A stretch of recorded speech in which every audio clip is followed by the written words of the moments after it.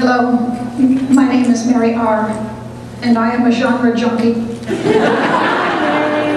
I blame you, librarians of America. I was just an innocent child when I started riding my bike to the Helen M. Plum Memorial Library in Lombard, Illinois.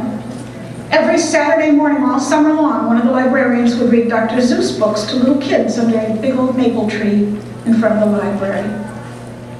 The Cat in the Hat, Horton Hears a Who. To think that I saw it on Mulberry Street. Dr. Seuss, the gateway drug of book pushers. In the 1950s, the Helen M. Plum Memorial Library was still housed in the late Mrs. Plum's house. The children's section was in her dining room, and I still remember when one of the librarians said to me, "You look like a smart little girl. I bet you'd like Nancy Drew." Nancy Drew, the tobacco of literature. Just take a little puff. It'll make you look older and more sophisticated. It's a chapter book. Don't sit there looking innocent. I know you're out there on street corners pushing Harry Potter at innocent children. Everything that's happened to me since 1956 is all your fault. I hope you're proud of yourselves. So I knew if I wrote a book that had librarians in it, I'd get to come to the ALA. It worked. But just to make sure, I dedicated it to you too. No, that's not why. People of the book is dedicated to the librarians. There are two reasons why. One is that after you learn the history of what librarians did in Sarajevo, it's the only decent thing to do. And the other is that librarians were crucial in my childhood. I too was a victim of your pusher tendencies. The very first book that I read that kept me awake, the one that you couldn't put down, was the book I borrowed when I was 9 years old from the local library in Concord, which is a suburb of Sydney, Australia. And it was called The Valley of Adventure by Enid Blyton. I saw in the children's pages of the Sunday paper a couple of weeks later that somebody had the whole series for sale, used books for sale, the Adventure series. And I can remember the day they arrived.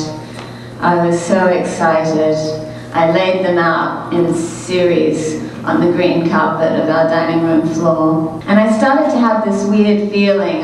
My heart was thumping and I was feeling a little flushed and I was a bit tight in the back of the throat, and I'd never had this feeling before and I didn't know what to call it. It wasn't unpleasant exactly, but it was definitely strange. Well, I was 9 then, and it would be 6 years before I had that feeling again, in a very different context.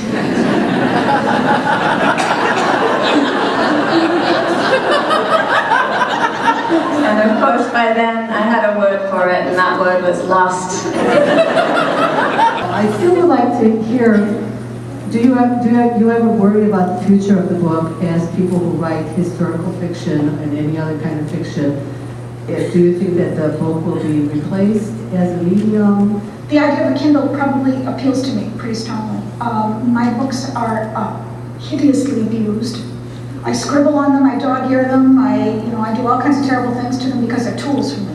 I think a Kindle would also be good for that, in that you could probably scan for words. It would be a lot easier for me to find things that I'm looking for, like an index that went to heaven.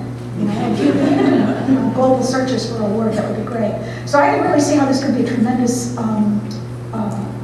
tool. What I'm using right now, however, because I'm working on the 1870s, I am going to Abe's books and Alibris all the time. Now, if I could do that electronically, that would be cool. And I have to admit, I like the idea that, there's some books that really aren't worth the trees. We were speaking of Dan Brown's... Oh, the bad girl! just wonder what did drive you to the dark side. I was looking for a new gig. I'd written 9 Parts of Desire, which is a thoroughgoing journalist book. I tried to share some of the experiences I had living among the women of the Middle East. And your title is from one of my favorite quotes in literature, Dreamers of the Day. This is T. Lawrence, all men dream, but not equally. Some wake up to find their dreams are real, but the dreamers of the day are dangerous men, for they act their dreams to make them real. Yes.